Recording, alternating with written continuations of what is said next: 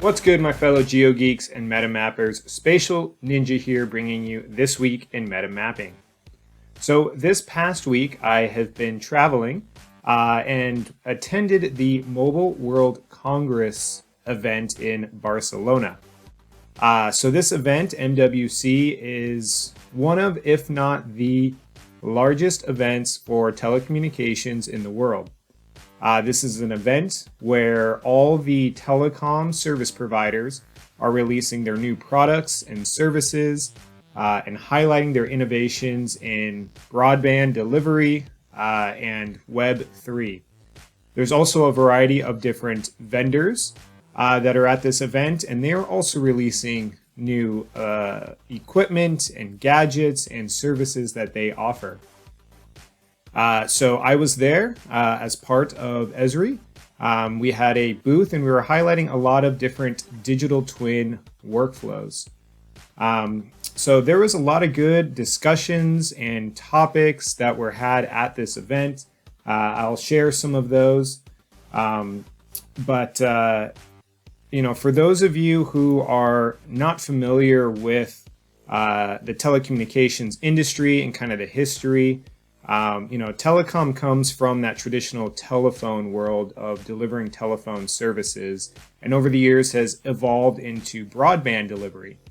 Now, they have been more or less the only player on the street in terms of delivering internet and broadband to consumers and businesses. And with that, they really were the content providers as well.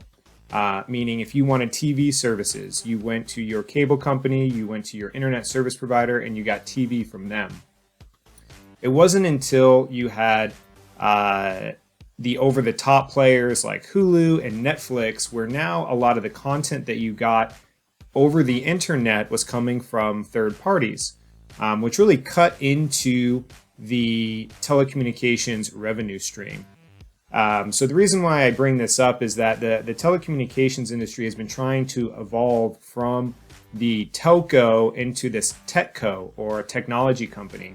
And you really saw this in action at the MWC event, as again, there was a lot of sessions and discussions around the metaverse and digital twins and AR, VR, as we can see some of the highlights playing here. So what were some of the main topics there? Well, the first kind of a trend that we brought up last week is digital twins, and everything around digital twins. So being able to model the telecommunications, being able to model the telecommunications network in software as it is in reality.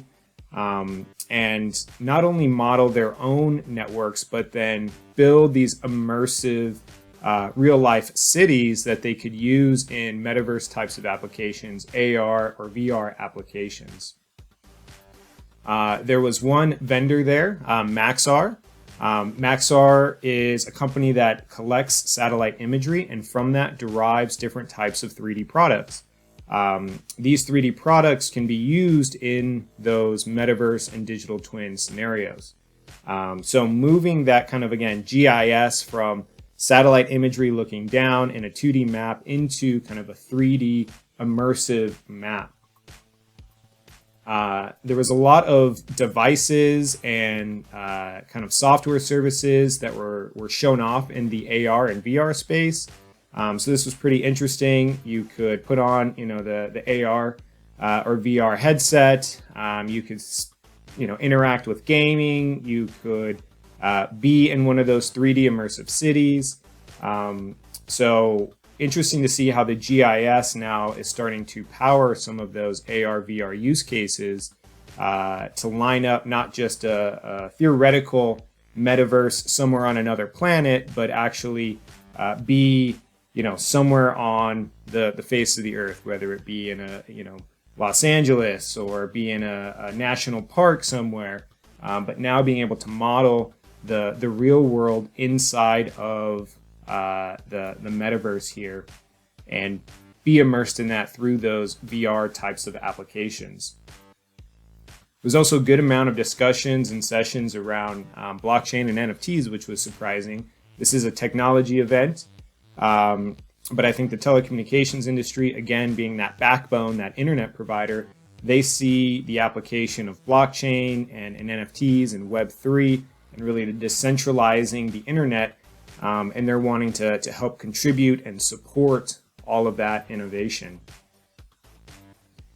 So once again, this event was all about the telecom industry kind of moving from that traditional telco, telephone provider mindset into a technology company where they're not just delivering the broadband, but they're delivering these add-on products and services that expands their portfolio from just internet, TV, and phone. It was a great event. I'm back now, and I'll be heading off to the Esri Developer Summit next week. So I've just got a few articles here that we can go ahead and jump into. So a couple weeks ago was the Geo Week conference. This is a big geospatial GIS conference, big kind of engineering construction conference. And so there was a lot of vendors highlighting their innovations in 3D and digital twins as well. So some of the innovations here from this week, kind of three takeaways that they have in this Geo News article. The first one, the next step is going to take everyone. So this is really all about collaboration and how the effectiveness and the speed at which this technology, GIS, geospatial technology, is integrated into other workflows is going to rely on collaboration and everyone pulling in the same direction. No longer is there just the one GIS technology out there, but there seems to be more and more GIS technology, more different types of software solutions. And so in order to move GIS forward, as well as tackle and solve a lot of the environmental problems that our world is facing, as well as numerous other global issues, it's going to take the collaborative effort. This theme was also a major theme of Jack Dangerman, who's the founder and CEO of Esri, his keynote, who talked a lot about the coming together of industries and the importance of that continued collaboration, both for the success of the industry, but also more importantly for the improved health of our planet. The next takeaway here was around standards and integrations that must come next. So again, as we all move together and we've got more data, we've got more software and tools, we need to work on interoperability and integration. The next step for the industry, if we're going to maximize digital adoption, whether through innovation, consolidation, or some other method, is to enable seamless integration between these tools. Again, more and more organizations getting into the GIS and geospatial space. So we need to come together and build more kind of OGC types of APIs and standards and compliance. The last takeaway here, so why not 3D? Again, this is just an overall big trend in the geospatial world, is moving from 2D maps into 3D maps. They say here that the big question many speakers and those on the floors had was simply, why not 3D? It was pointed out, including in multiple sessions around the digital twin space, that humans naturally think things in 3D, since that is how we perceive the world around us. So my thoughts is this is just the natural evolution of mapping, as the technology now supports 3D, which is data intensive and graphics intensive and compute intensive. As we start to have the technology that can support this type of application, we're just going to see the 2D maps start to move more and more into the 3D world. Next article here that we also have from Geo News, what Purview 3D's recent funding says about the digital twin space. What they say here, not that long ago, many looked at digital twins as simply the next buzzword that will quickly burn out. And while there are still some things that need to be standardized and agreed upon, again, 3D is new in the mapping space, including something as simple as the general definition, digital twin, metaverse, they are still very buzzwordy, and there's numerous definitions around these things. There is still an agreement that technology is not going away. 3D digital twins is here to stay. And on the contrary, the expectation is that it will continue to expand its reach and usability. So, Purview 3D at GeoWeek, they announced a successful Series A round funding, bringing in $10 million to help continue their push towards future needs and a growing list of stakeholders taking advantage of digital twins. So the main point here is that there is a lot of money going into this digital twin and 3D space. So Purview 3D's team is building a unique digital twin solution that helps manufacturing and production facilities better manage and accurately plan out their industrial plant projects and more seamlessly and cost effectively. So just one thing to be on the lookout here. Again, as digital twins and metaverse keep moving forward and money keeps coming into the space, it's good to get ahead of that curve and start to think more in the 3D world and some of the applications that can come out of 3D. Last article here for this week. It comes from the ArcGIS blog, and it's a product update and announcement, which is the Business Analyst Widget and Experience Builder is now out of beta.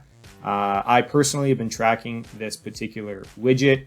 I've been a big fan of the Business Analyst product from Esri.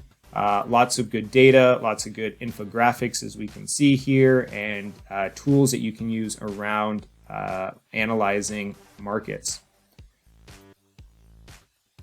So with this kind of full release of the widget, there's kind of two modes here. There's workflow mode, which is a new functionality that provides the end user with step-by-step panels for defining location or geography and then running the infographic. So previously, you could only select on an existing feature, and then you would be able to generate your business analyst infographic. Now, you've got that ability, as we see here, to search for a location, add a buffer, a drive time, a set buffer, or even draw in an area to be able to generate those infographics. And then that second mode, besides that workflow mode, is preset mode, which is that default option. This is what was originally in the widget, which allowed for embedding an infographic with pre-configured settings. So again, with this full release of the widget, the end user has the ability to kind of define areas now that they want to generate these infographics on. Here we can see an example of the interactions that can be set up with an experience builder using the new business analyst widget. So we see a list widget here with the preset mode and the business analyst widget on the right, where someone could select a county on the left, and it would dynamically pull up that feature here in the infographic and then give you all of the demographics and information about that county. So really cool widget. I encourage you guys to check this one out. All right, so lastly for today, our Mappy meme of the week. This meme comes again from Matt Malone. Start making maps on Monday, not for me. Stop making maps on Friday, not for me. Sometimes at beginning of the week, you have to have that creative energy and juices flowing to start getting going, doing your GIS work and making maps. And it always seems by the end of the week, whether you're getting more requests or you've got that creative juices flowing, you want to keep that GIS going into the weekend. So I thought this was a good one here from Matt Malone, who's always putting out good mappy memes. We'll go ahead and like and retweet this. So once again, this week I'm at the Esri Developer Summit. So a lot of good technology and new SDKs and APIs being released this week. I'm excited. to interact and engage with some of our GeoGeek developers out there. So I look forward to that. So once again, this was MetaMapping. If you like this video, please like and subscribe. We'll see you next week. And as always, stay mappy, my friends.